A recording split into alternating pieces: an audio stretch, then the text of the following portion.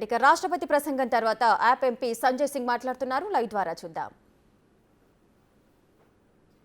आम आदमी पार्टी ये कहना चाहती है कि देश के करोड़ों लोगों के भविष्य पर हमला अडानी ने किया है, उसका जवाब प्रधानमंत्री नरेंद्र मोदी जी को देना चाहिए।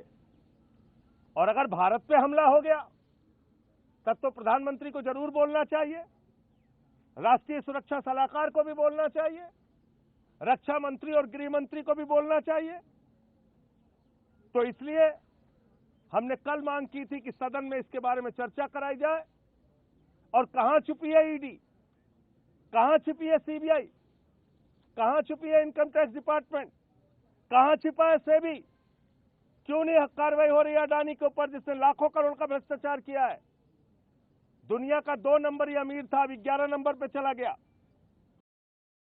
क्यों सरकार खामोश है, क्यों नहीं कार्रवाई कर रही है? ये सारे सवाल हैं जिसका जवाब देना पड़ेगा। और इसी के कारण हम लोगों ने राष्ट्रपति के अभिभाषण का बहिष्कार किया। राष्ट्रपति जी के प्रति सम्मान में कोई कमी नहीं है, लेकिन ये जो एक महाभ्रष्टाचार और घोटाला हुआ है, नरेंद्र मोदी जी के सबसे करीबी मित्र जिसके नाम मोदी जी ने कोल इंडिया कर दिया, जिसके नाम पे माइनिंग कर दी, जिसके नाम पर तेल कर दिया, जिसके नाम पर बिजली कर दी, जिसके नाम पर पानी कर दिया, जिसके नाम पर पोर्ट कर दिया, जिसके नाम पर एयरपोर्ट कर दिया, जिसके नाम पर सीमेंट फैक्ट्रियां कर दी, जिसके नाम पर स्टील फैक्ट्रियां कर दी, हिंदुस्तान की लाखों करोड़ की संपत्ति एक व्यक्ति के हवाले कर दिया। इसका जवाब कौन देगा? प्रधानमंत्री जी। जो व्यक्ति आपकी पार्टी को चंदा देता है, में आप घूमते हैं, आज उसके नाम से इतने बड़े लाखों करोड़ के भ्रष्टाचार का मामला उजागर हुआ है।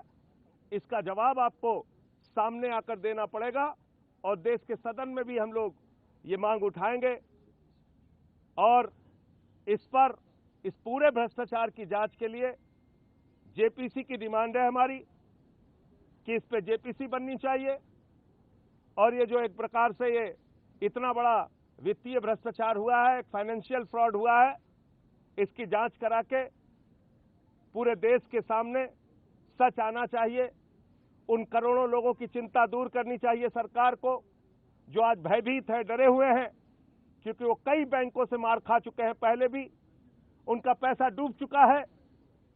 आज वो लोग जो बेटी की शादी के लिए, बुढ़ापे की पेंशन के लिए, अपना घर बनवाने के लिए, बीमारी के संकट में पैसा काम आएगा ये सोच के जिन लोगों ने अपनी पूंजी जमा की थी, आज वो सारे लोग घबराए हुए हैं, उनके घरों में चूल्हे नहीं जल रहे हैं। उसका जवाब सरकार को देना चाहिए।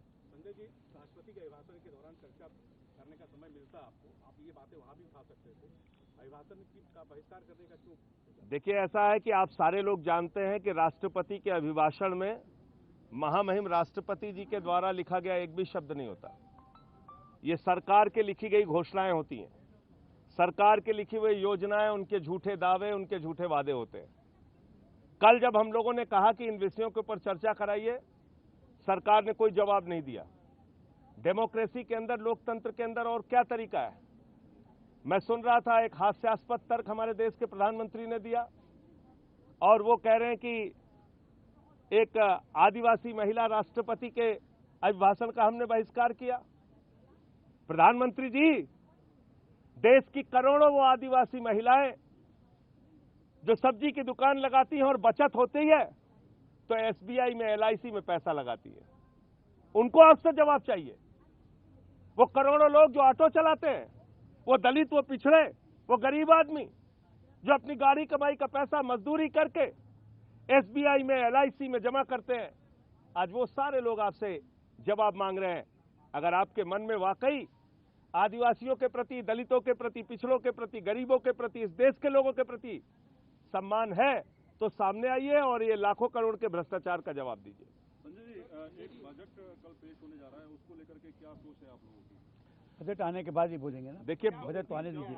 उम्मीद क्या कर रहे हैं? मतलब देखिए, ऐसा है कि अब तक के जितने इन्होंने बजट दिए हैं